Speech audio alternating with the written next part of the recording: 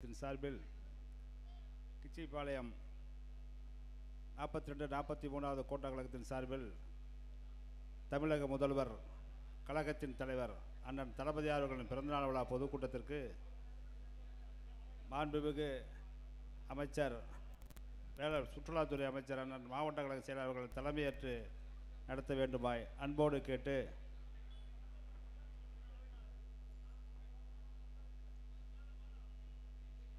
மாநகர மகளிர் நியமிப்பாளர் சகோதரி தேவி பாலன் அவர்கள் இப்போது உரையாற்றுவார்.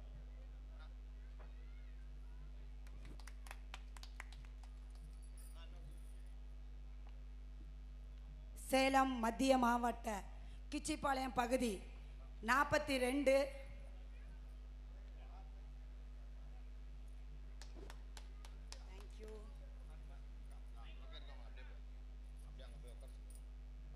ஸ்டேஜ் சைடில் நிற்கிறவங்களாம் கொஞ்சம் தயவு செஞ்சு கொஞ்சம் முன்னாடி வந்து உட்காருங்க.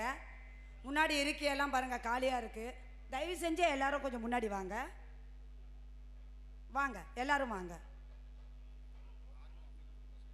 42 43 சார்பாக நடந்து கொண்டிருக்கும் தமிழ்நாட்டு முதலமைச்சர் அவர்களின் பிறந்த நாள் விழா மற்றும் திராவிட மாடல் சாதன விளக்கு பொதுக்கூட்டம் வருகை புரிந்திருக்கும் சேலம் மத்திய மாவட்ட அவைத்தலைவர் அன்னார் அவர்களே, மாவட்ட கழக நிர்வாகிகளே, மாநகர கழக நிர்வாகிகளே, பகுதி கழக நிர்வாகிகளே, ஒன்றிய கழக நிர்வாகிகளே, சார்பணியை சேர்ந்த நிர்வாகிகளே, மகளிர் அணியை சேர்ந்த சகோதரிகளே, மாமன்ற உறுப்பினர்களே, உங்கள் அத்தனை பேருக்கும் என் முதற்கண் வணக்கத்தை தெரிவித்துக் கொண்டு இந்த மாவட்டத்தையும் மாநகரத்தையும் சிறப்பான முறையில் வழிநடத்தி கொண்டிருக்கும் சேலம் மத்திய மாவட்ட செயலாளரும் மாண்புமிகு சுற்றுலாத்துறை அமைச்சர் அன்னார் அவர்களின் பொற்பாதங்களை தொட்டு எனது உரைதனை துவங்குகின்றேன்.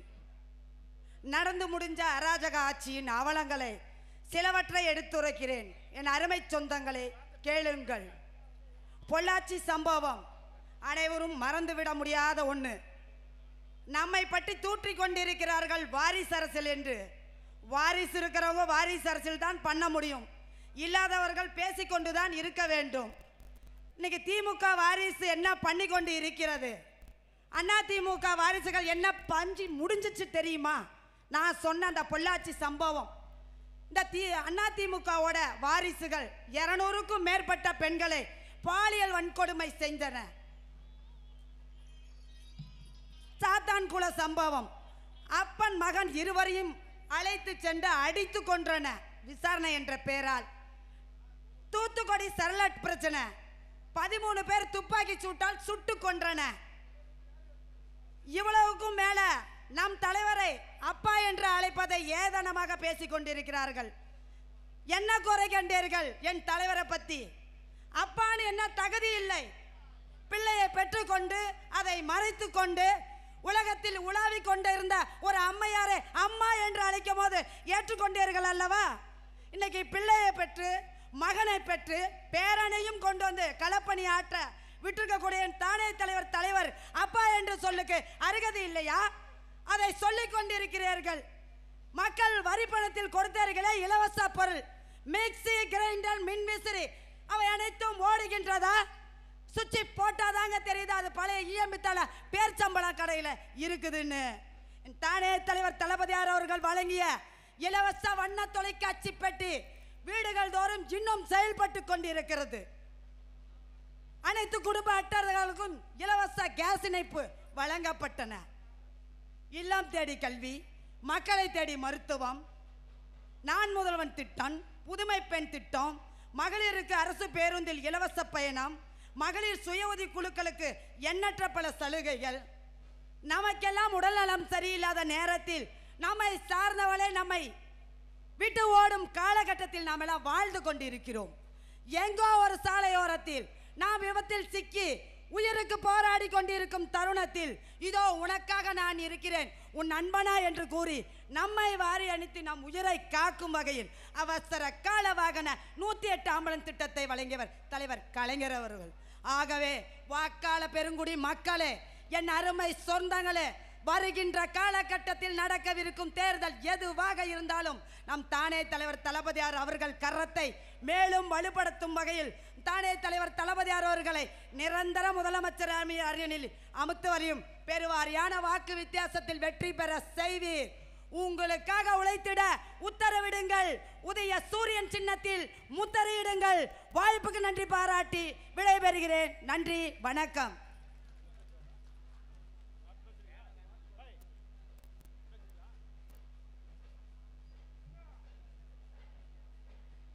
மாநகர கழகத்தின் பொருளாளர் அன்பு நண்பர் ஷெரீப் அவர்கள் உரையாற்றுவார்.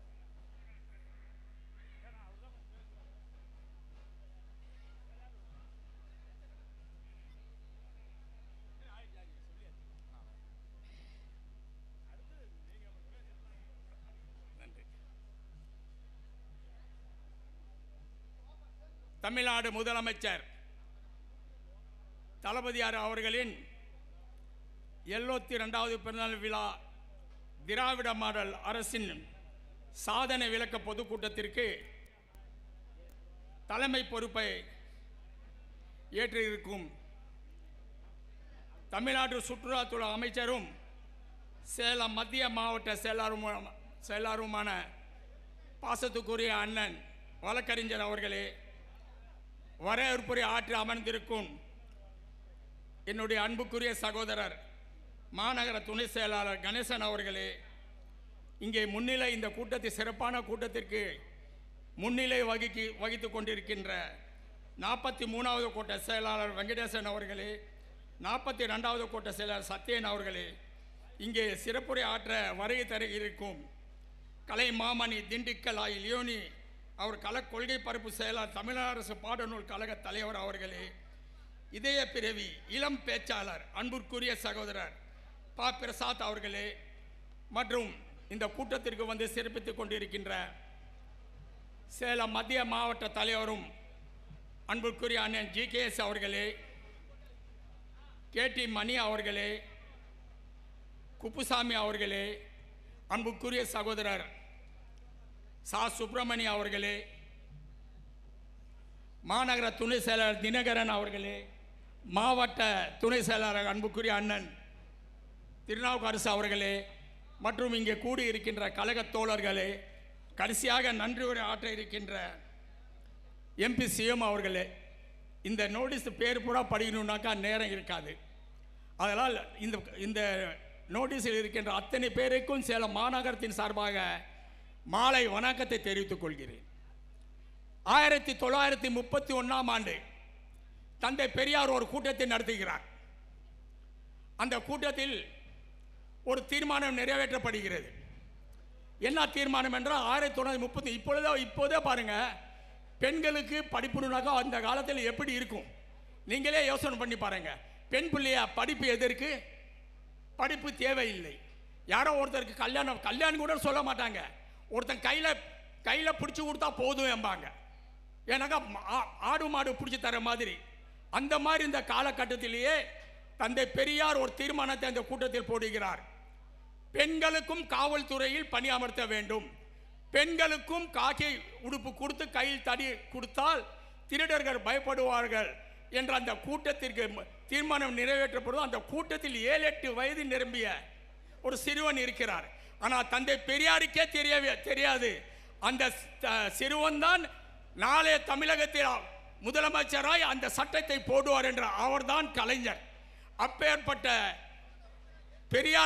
பெரியாரும் மறு உருவமும் பேச்சு திறமையும் பேச்சாற்றலும் மிக்க தன்னுடைய பேச்சாற்றலாலேயே கோவாவுடைய விடுதலை வீரரை விடுதலை செய்த பேரறிஞர் அண்ணாவும், ஏன் 1987ஆம் ஆண்டு நினைக்கிறேன், கலைஞர் அவர்கள் தமிழ்நாட்டின் முதலமைச்சர் 87 முதலமைச்சராக இருக்கும்போது டெல்லியில் யூபி மாநிலத்தில் தாழ்த்தப்பட்ட மாநாடு நடைபெறுகிறது. அந்த மாநாட்டுக்கு அவருக்கு ஜெகஜீவன் ராம் அவர்கள் அழைப்பு விடுக்கிறார்கள். அந்த தமிழ்நாட்டு முதலமைச்சர் என்ற இதில் அந்தஸ்தில் டாக்டர் கலைஞர் அவர்கள் அந்த மாநாட்டில் செல்லுகிறார். வழியெங்கும் பெரிய பெரிய போஸ்டர் சுவரொட்டிகள் அது கலைஞருடைய படமும் ராமருடைய படமும் போட்டு ஹிந்தியில் எழுதியிருக்காங்க. அதே நம்ம தலைவருக்கு தெரியல என்ன ஹிந்தியில் எழுதியிருக்காங்கன்ட்டு. ஆனால் தலைவர் கேட்கிறார் ஜெகஜீவன் ராம் கிட்ட, என்ன அது என்ன போஸ்டரில் எழுதியிருக்கிறாங்கன்ட்டு. என்ன சொன்னாங்கனாக்கா, இல்லை ராமருக்கு விரோதி கலைஞர் கருணாநிதினு எழுதியிருக்காங்க. சிரிச்சிட்டு போயிட்டார். அந்த கூட்டத்துக்கு போனார். கூட்டத்தில் போன முதல் பேச்சாளர் கலைஞர் பேசுகிறார். இந்த வழிபூரா பல சுவரொட்டிகளை நான் பார்த்திருக்கிறேன். சுவரொட்டி ரொம்ப அழகாக இருக்கிறது. ஆனால் ஒன்று தவறு, இந்த போஸ்டர் இந்த சுவரொட்டி அச்சடித்தவர்களுக்கு ராமாயணம் படிக்கவில்லை என்று நினைக்கிறேன். ராமருக்கு விரோதி இந்த கருணாநிதி அல்ல, ராமருக்கு விரோதி ராவணன் தான் என்று சொல்லி அந்த சுவரொட்டி ஒட்டியவர்கள் முகத்திலே கரையை பூசிக்கொண்ட அப்பேற்பட்ட முப்பெரும் தலைவருடைய மறு உருவமாக தான் இன்றைய தமிழ்நாட்டின் முதலமைச்சர் திராவிட மாடல் நாயகன் மொத்த உருவமாக பார்க்கிறோம். நன்றி, வணக்கம்.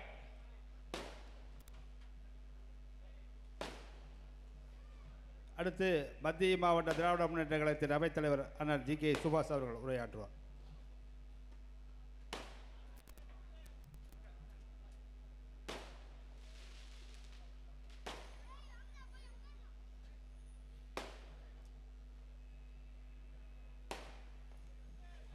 தமிழ்நாட்டுடைய முதலமைச்சர், திராவிட முன்னேற்ற கழகத்துடைய தலைவர் தளபதியாருடைய 72வது நாள் பிறந்த நாள் நிகழ்ச்சியுடைய தலைவர் மாண்புமிகு மாவட்ட கழகத்துடைய செயலாளரும் சுற்றுலாத்துறை அமைச்சருமான வழக்கறிஞர் ராஜேந்திரன் அவர்களே, வரவேற்பை ஆற்ற இருக்கின்ற மாநகர கழகத்துடைய துணை செயலாளர் கணேசன் அவர்களே, கோட்டக்கடை செயலாளர்கள் வெங்கடேசன் அவர்களே, சத்யன் அவர்களே, நிகழ்ச்சியிலே கலந்து கொண்டு உரை நிறுத்துகின்ற கலைமாமணி யோயானி அவர்களே, கழகத்துடைய இளம் பேச்சாளர் பிரசாத் அவர்களே,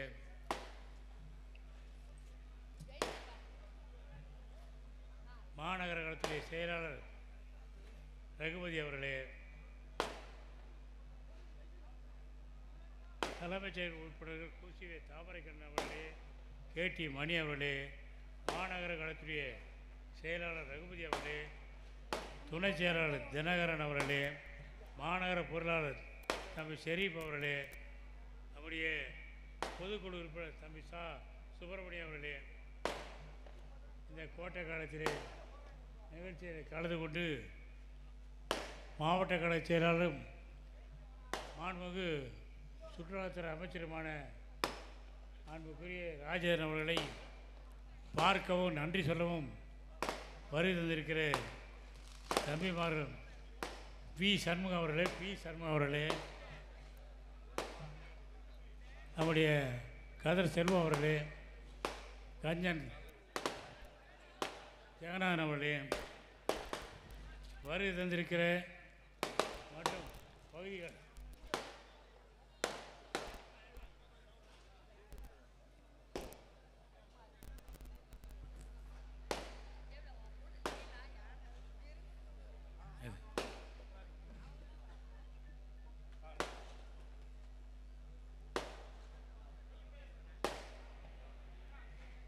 நண்பர்களே,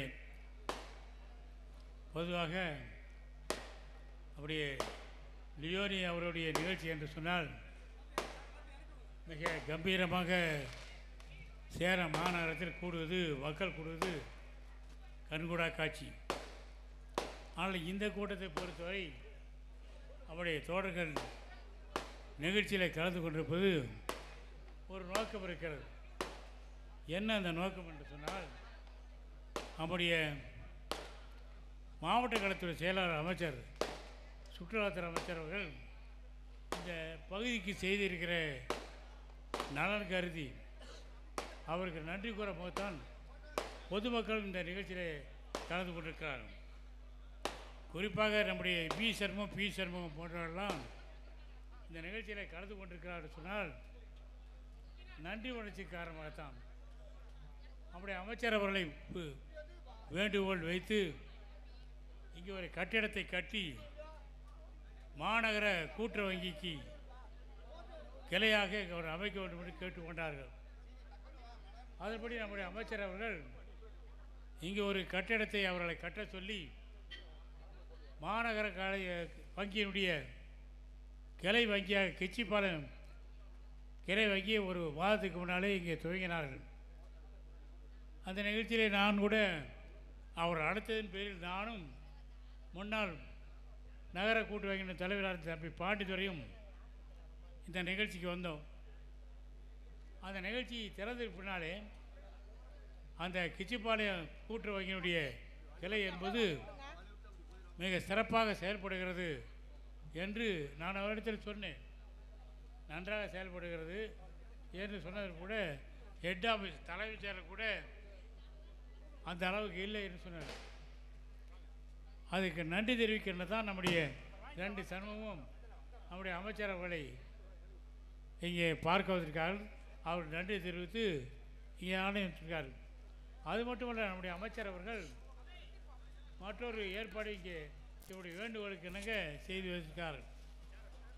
போய்ஸ் மைதானத்துக்கு அருகே இருக்கிற அவருடைய சமுதாய கூடத்தில் அங்கு ஒரு கட்டடத்தை எழுப்பி தர வேண்டும்.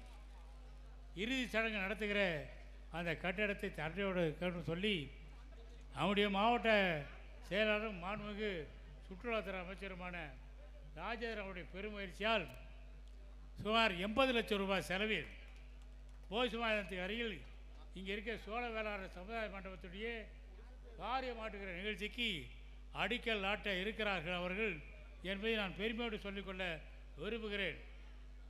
மதிப்பீடுலாம் தயாராகிவிட்டது. அமைச்சருடைய பெருத்துறையில் உங்களுடைய வேண்டுகோள் ஏற்றுக்கப்பட்டு, இன்னும் சொல்ல போனால் நகரத்துடைய எந்த மையத்திலும் ஏற்படப்பட்ட பகுதியில் இப்படி ஒரு காரியம் செய்கிற இடம் அமைந்ததில்லை. அந்த அமைதியான இடத்தில் நம்முடைய மாண்புமிகு அமைச்சர் அவர்களாலே அமைக்கப்பட இருக்கிற அந்த காரியம் செய்கிற இடத்திற்கு நன்றி சொல்ல வேண்டும். அவர்தான் அடிக்கட்டு நாட்ட இருக்கிறார்கள். அவர்தான் அமைச்சராக அந்த இடத்தில் கட்டத்தை திறந்து வைக்க இருக்கிறார்கள். அதுக்காக இந்த சமுதாய மக்கள் என்றென்றும் அவருக்கு நன்றி கடமைப்பட்டவர்களாக இருக்க வேண்டும். ஏற்கனவே இந்த கிச்சிப்பாளையம் பகுதியில் நம்முடைய மாவட்ட செயலாளர் மீது பேரன்பு வைத்து ஏராளமாக வாக்களித்திருக்கிறார்கள். அதே மாதிரி வர இருக்கிற சட்டமன்ற தேர்தலிலும் அந்த நன்றி உணர்ச்சிப்பால் மக்களை திரட்டி எவ்வளோ பெரிய வங்கி திறக்கப்பட்டிருக்கிறது, இவ்வளோ காரியம் ஆட்டுகிற இடம் திறக்கப்பட்டிருக்கிறது. இந்த நிகழ்ச்சிக்கெல்லாம் நீங்களெல்லாம் வர வேண்டும், அவருக்கு நன்றி தெரிவிக்க வேண்டும் என்ற அந்த உணர்வை நீங்களெல்லாம் வெளிப்படுத்த வேண்டும் என்று அன்போடு கேட்டுக்கொண்டு எனக்கு தந்த வாய்ப்பை நன்றி கூறி முடித்துக்கொள்கிறேன். நன்றி, வணக்கம்.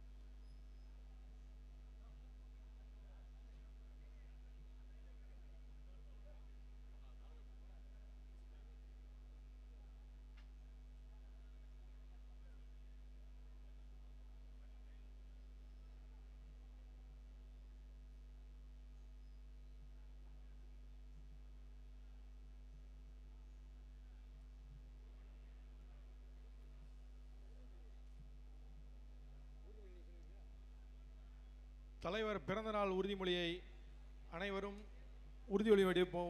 ஒரு நிமிடம் அனைவரும் எழுந்து நின்று உறுதிமொழி எடுக்குமாறு கேட்டுக்கொள்கிறேன்.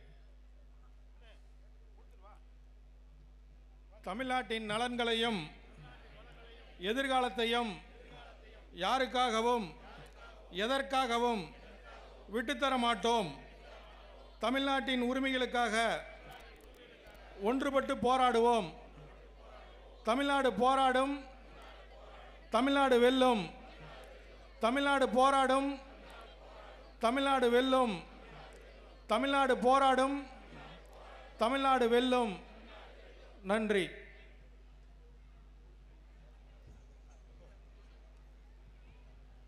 அடுத்ததாக இளம் பேச்சாளர் இதயப்பிரிவி பா பிரசாத் அவர்கள் உங்களிடையே உரையாற்றுவார்.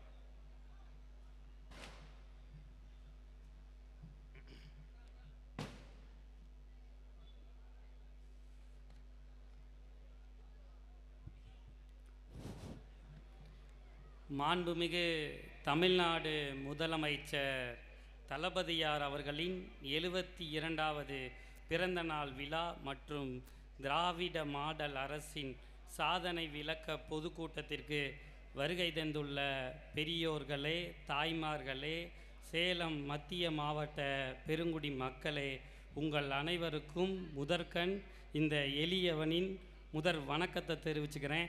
முதல்ல உற்சாகமாக ஒரு கையை தட்டுங்க. விளக்க பொதுக்கூட்டம் ஆரம்பிச்சிருச்சு. இந்நிகழ்விற்கு தலைமை ஏற்றியுள்ள மாண்புமிகு சுற்றுலாத்துறை அமைச்சர், சேலம் மத்திய மாவட்ட கழக செயலாளர் உயர்திரு ஆர் ராஜேந்திரன் அவர்களே மற்றும் சிறப்புரை வழங்க இருக்கும் கலைமாமணி திண்டுக்கல் ஐ லியோனி அவர்களே மற்றும் சேலம் மேற்கு மாவட்ட கழக செயலாளர் டிஎம் செல்வ கணபதி அவர்களே, சேலம் தெற்கு தொகுதி பார்வையாளர் திரு பார் இளங்கோவன் அவர்களே மற்றும் நன்றியுரை வழங்க இருக்கும் எம்பி சிவம் அவர்களே, மேலும் இப்பகுதியில் வீட்டிற்கும் பெரியோர்களே, தாய்மார்களே, கழக நிர்வாகிகளே, உடன் பிறப்புகளே, என் உயிரினும் மேலான அன்பு உடன் பிறப்புகளே, உங்கள் அனைவருக்கும் முதற்கண் எனது வணக்கம். கொஞ்சம் கையை தட்டுங்க. கையை தட்டினா தான் எனக்கு பேச்சு வரும். பொதுவாக சேலத்து மக்கள் மாங்கனி மாதிரி இனிக்க சுவையாக இருக்கும். அப்பேற்பட்ட ஒரு பகுதி மக்கள் எப்பயுமே ஒரு விருந்து அப்படின்னா முதல்ல பிரியாணி சாப்பிட்டுட்டு தான் ஜிகர்தண்டா குடிப்போம். என்ன சொல்கிறேன்னு புரியல. திண்டுக்கல் பிரியாணியை சாப்பிட்டுட்டு தான் ஜிகர்தண்டா, மதுரை ஜிகர்தண்டா குடிக்கணும். ஆனால் சேலத்து மக்கள் முதல்ல மதுரை ஜிகர்தண்டாவை குடிச்சிட்டு அதுக்கப்புறம் திண்டுக்கல் பிரியாணியை சாப்பிட்லான் இருக்கோம். ஸோ இந்த நேரத்தில் நமது முத்தமிழறிஞர் டாக்டர் கலைஞர் அவர்களை நினைவு கூறுகிறேன். இப்பகுதி மிக மேன்மையான பகுதி. அது ஏன் சொல்கிறேன் அப்படின்னா, கழகத்தின் கொள்கை சுடர்களாக ஆர் நடராசன் மற்றும் வில்வாத்திரி கோபால் அவர்களை இந்த நேரத்தில் வணங்கி எனது உரையை தொடங்குகிறேன்.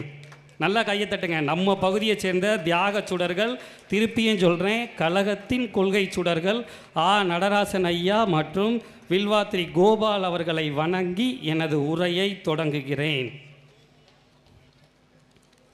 முதல்ல நம்ம ஐயாவை பற்றி சொல்லிடுறேன். ஏன்னா எனக்கு ஐயாவை நான் பார்க்கும்போது இந்த அளவுக்கு எளிமையானவராக உங்கள் பகுதி அமைச்சராக இருக்கிறது உங்களுக்கெல்லாம் ஒரு பெருமை.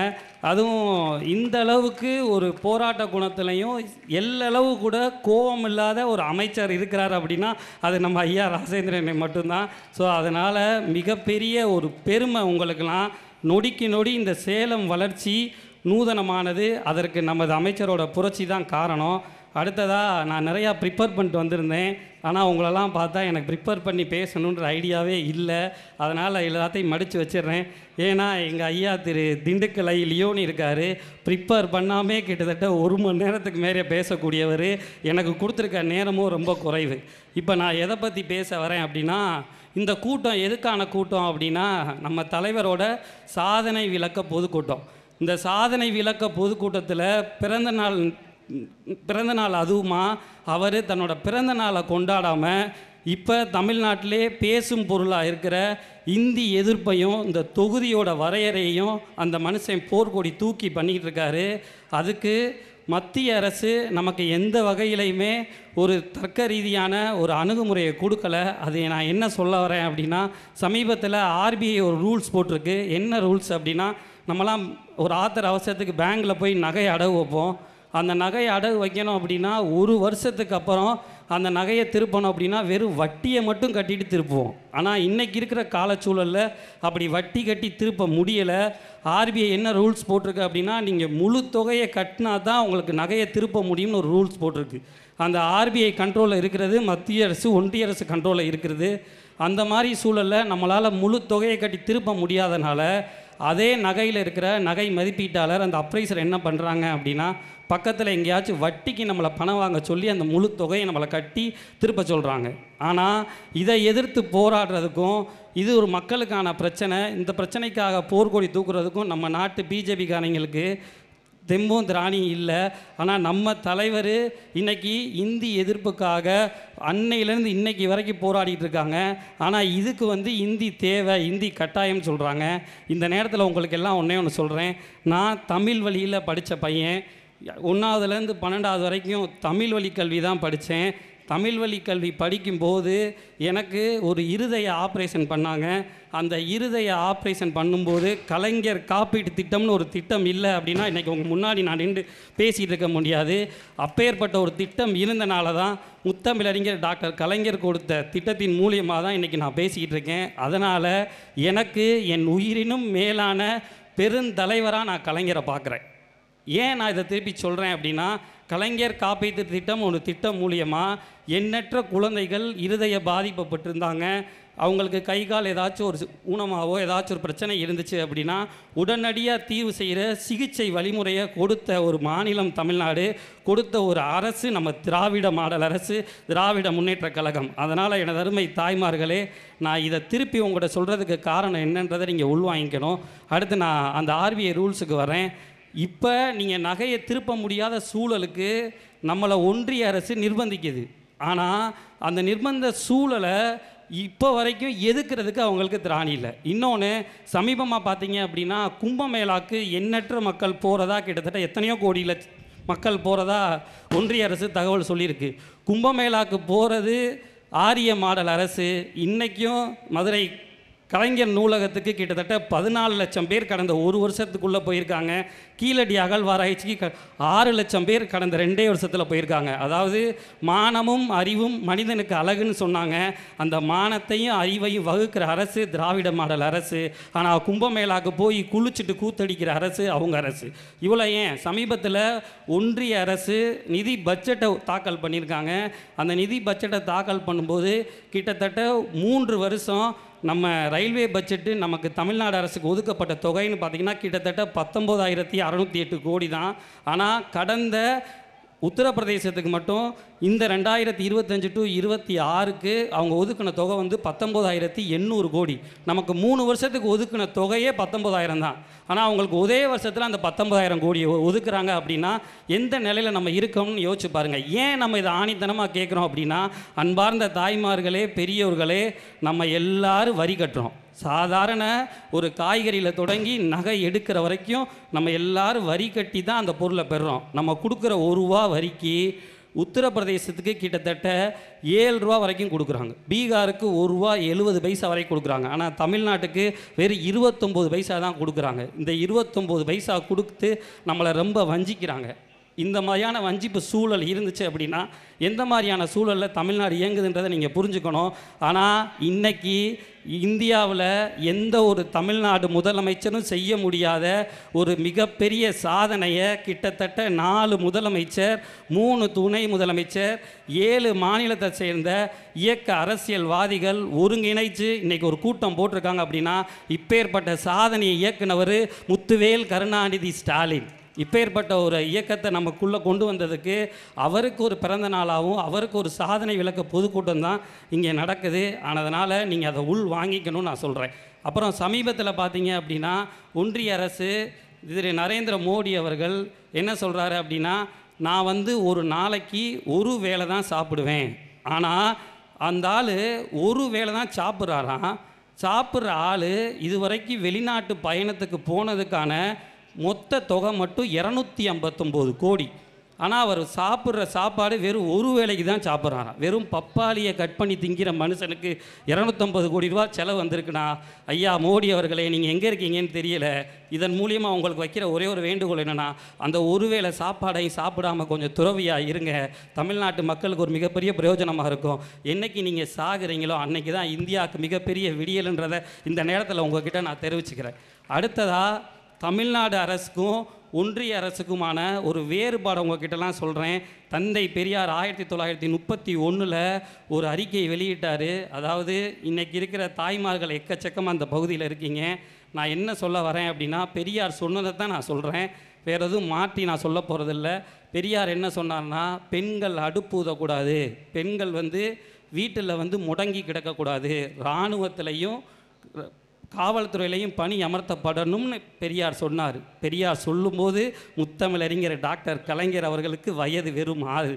ஆனால் அன்னைக்கு தெரியாது, முத்தமிழறிஞர் டாக்டர் கலைஞர் அவர்கள் இந்த திட்டத்தை வகுத்து இன்றைக்கி எண்ணற்ற தாய்மார்கள் இராணுவத்திலையும் போலீஸ்லையும் பணியமர்த்தப்படுறாங்கன்னா அது பெரியார் வகுத்த கொள்கை. அந்த கொள்கையின் ரீதியில் இன்றைக்கி தமிழ்நாடு முழுக்க எண்ணற்ற பெண்கள் இருக்காங்க. இதுலேயும் எனக்கு ரொம்ப பிடிச்ச திட்டம் அப்படின்னா, நான்லாம் பார்த்துருக்கேன், எங்கள் அத்தைலாம் என்ன பண்ணும்னா, திடீர்னு என்னைக்காச்சும் ஒரு நாள் எங்கள் அப்பா கிட்ட ரொம்ப தோதுவாது பண்ணோம். ஏனே வானே, என் வீட்டில் நாட்டுக்கோழி குழம்பு வச்சுருக்கேன், மருமையை நான் கூட்டிகிட்டு வானேன்னு சொல்லும். ஆனால் அது வீட்டு பக்கம் தான் நான் போவேன், என்னை பார்த்தாலே கதவை சாத்திக்கிறோம். திடீர்னு பார்த்தா ஒரு நாள் வானேன்னு சொல்லி அந்த உரிமை எடுத்துக்கிறோம். என்னடான்னு உரிமை எடுக்கலான்னு பார்த்தா, பெண்ணுக்கு சொத்தில் சம உரிமை வேணுன்ற ஒரே ஒரு திட்டத்துக்காக எங்கள் அத்தை எங்கள் அப்பாவை சொல்லும், எங்கள் அப்பாவும் கொடுக்கணுன்ற கட்டாயம் அங்கே இருக்குது. இந்த மாதிரியான சூழலை வகுத்தது நம்ம திராவிட மாடல் அரசு. அடுத்து மிக முக்கியமான ஒன்று, இன்றைக்கி நாங்கள்லாம் இந்த இடத்துல நின்று பேசிக்கிட்டு இருக்கோம்னா, எனது அருமை தாய்மார்களே, பெரியோர்களே, என் உயிரினும் மேலானன்ற பேச்சு போட்டியில் கிட்டத்தட்ட தமிழ்நாட்டில் 17,000 பேருக்கு மேலே கலந்துக்கிட்டாங்க. இந்த 17,000 பேருக்கு மேலே கலந்துக்கிட்டதில் உங்களில் ஒருத்தனா, உங்கள் வீட்டு பிள்ளையா எங்களை பேச வச்சு அழகு பார்த்தவர் எனது உயிரினும் மேலான அன்பு அண்ணன் இளம் தலைவர் உதயநிதி அவர்கள். இன்றைக்கி அந்த மனுஷன் இல்லை அப்படின்னா, ஏதோ கடைக்கோடியில் இருந்த நான் இன்றைக்கி உங்கள் முன்னாடி நின்று பேசிகிட்டு இருக்க முடியாது. இந்த மாதிரியான ஒரு செயல்பாடை எனக்கு கொடுத்ததுக்கு நான் இந்த நேரத்தில் உதயனாக்கு ஒரு பெரிய நன்றியை நான் தெரிவிச்சுக்கிறேன். அடுத்து இன்றைக்கி நான் காலையில் தான் ட்ரெயினில் மதுரையிலேருந்து இங்கே வந்தேன். நான் மதுரை பகுதியை சேர்ந்தவன். மதுரையிலேருந்து வரும்போது ட்ரெயினில் சாப்பாடு நான் எதுவும் பேக் பண்ணிட்டு வரல. அப்போ பார்த்தீங்கன்னா ட்ரெயினில் அந்த சாப்பாடு கொண்டு வர்றதில் பார்த்தீங்கன்னா ஒருத்தன் அவன் ஹிந்திக்காரன் போல். எனக்கு ஹிந்தி தெரியாது. ஆனால் அவன் என்ன சொன்னான்னா, கியா கானேக்கோ அப்படின்னு ஏதோ ஒன்று சொன்னான். எனக்கு அவனை பார்க்கும்போது எனக்கு அவன் ஹிந்திக்காரனாக தெரியலை, அவன் முகத்தில் எனக்கு தர்மேந்திர பிரதான் தான் தெரிஞ்சார். ஓங்கி ஒரே ஒரு குத்தலான்னு போல் தோணுச்சு. ஆனால் அந்த மாதிரியான மாண்பில் நாங்கள் வரலைன்றதுக்காக நான் விட்டுட்டு வந்துட்டேன். திருப்பியும் நான் சொல்கிறேன், தர்மேந்திர பிரதானுக்கும் அமித்ஷாக்கும் ஹெச் ராஜாக்கும் இங்கே இருக்கிற எண்ணற்ற பிஜேபிவாதிகளுக்கும் ஒன்றே ஒன்று சொல்கிறேன், இது திராவிட மாடல் ஆட்சி, முத்தமிழறிஞர் டாக்டர் கலைஞர் அவர்களால் தோற்றுவிக்கப்பட்ட ஆட்சி. இந்த ஆட்சியை நீ இல்லை, உங்கள் அப்பனே வந்தாலும் ஒன்றும் பிடுங்க முடியாது. ஏன் நான் அதை திருப்பி சொல்கிறேன் அப்படின்னா, அன்பார்ந்த தாய்மார்களே, திமுக இந்து விரோத கட்சி, இந்து மக்களுக்கு எதிரான கட்சின்ற ஒரு ப்ரொஜெக்டை இன்றைக்கு வரைக்கும் பண்ணிக்கிட்டு இருக்காங்க. சமீபத்தில் கூட ஒரு 2 நாளைக்கு முன்னாடி பார்த்தீங்க அப்படின்னா, தஞ்சாவூர் பக்கத்தில் ஒரு பெருமாள் கோயில், அந்த பெருமாள் கோயிலில் அறநிலைத்துறைக்கு ஒரு குழு அமைக்கிறாங்க. அந்த குழுவில் ஒரு முஸ்லீம் பேர் நாத்திஸ்கான் அப்படின்னு ஒரு பேரில் இருக்கிறவரை அந்த குழுவில் அறநிலை குழுவில் போடுறாங்க. உடனே ஹெச் ராஜா என்ன பண்ணுறாருன்னா, இந்த நெஞ்சை பொழந்துக்கிட்டு அதை எப்படி ஒரு இந்து அறநிலை குழுக்குள்ளே ஒரு முஸ்லீம் ஆளை போட முடியும்னு எடுத்தோடனே ஒரு ட்வீட்டை போட்டுறாரு. ஆனால் உண்மையான தகவல் என்ன அப்படின்னா, நல்லா கேட்டுக்கோங்க, நல்லா புரிஞ்சுக்கோங்க. உண்மையான தகவல் என்ன அப்படின்னா, நாத்திஸ்கான்ன்றது அவரோட பேர் தான், அது ஒரு முஸ்லீம் பேர் தான். ஆனால் அவர் பிறக்கும்போது அவருக்கு சிகிச்சை செஞ்ச அந்த டாக்டர் பேர் தான் நாத்திஸ்கான். அந்த மாதிரியான சூழலில் பிறக்கிறதுக்கு சிரமப்பட்டுட்டு இருந்திருக்காரு அந்த ஆள். அந்த ஒரு சூழலில் தான் எந்த டாக்டர் அவருக்கு சிகிச்சை பண்ணாரோ அவர் பேரையே அந்த தந்தை வச்சார். இந்த இந்து நாடு ஆனால் முஸ்லீம் பேரை ஒன்று வைக்கிறாங்க அப்படின்னா, வேற்றுமையில் ஒற்றுமை, மதச்சார்பின்மை இங்கே விளங்குறதுக்கான ஒரு பூமி இந்த பூமி. சமீபத்தில் திருப்பரங்குன்றம் இஷ்யூ பார்த்தீங்க அப்படின்னா, அவங்க ஒரு பெரிய இஷ்யூவாக கொண்டு வந்தாங்க. இது சிக்கந்தர் மலையா கந்தர் மலையான்னு. ஆனால் இப்போ சமீபத்தில் நம்ம பங்குனி உத்திரம் வரும்போது பார்த்தீங்க அப்படின்னா, எந்த கந்தர் மலை இவங்க மலைன்னு சொன்னாங்களோ, இந்துக்களுக்கான மலைன்னு சொன்னாங்களோ, அந்த மலையோட வாசலில் தான் எண்ணற்ற இஸ்லாமிய சகோதரர்கள் நம்ம எல்லாருக்கும் நீர் மோர் ஊற்றி குடிச்சிட்டு போங்கன்னு சொன்னாங்க. இந்த மாதிரியான ஒருமைப்பாடு இருக்கிற ஒரே தேசம் நம்ம தேசம், ஒரே மாநிலம் தமிழ்நாடு. இன்றைக்கி தமிழ்நாடை ஒட்டுமொத்த இந்தியாவே உற்று நோக்குது. ஏன் அப்படின்னா, இன்றைக்கி தொகுதி மறு பரிசீலனையில் நம்மளுக்கு வரையறையை கூட்டுனாங்க. மக்கள் தொகை அடிப்படையில் தமிழ்நாடு குறைவாக இருக்குது. அப்படி ஒரு சூழல் வந்துச்சு அப்படின்னா மத்திய அரசு கிட்டத்தட்ட ஒரு 39 தொகுதி நமக்கு இருக்குது. அந்த 39 தொகுதியில் ஒரு 8 தொகுதியை குறைச்சிருவாங்க அப்படின்றதுக்கு இந்தியாவில் எந்த ஒரு தலைவரும் இந்த பிரச்சனையை முதல்ல கொண்டு வரலை.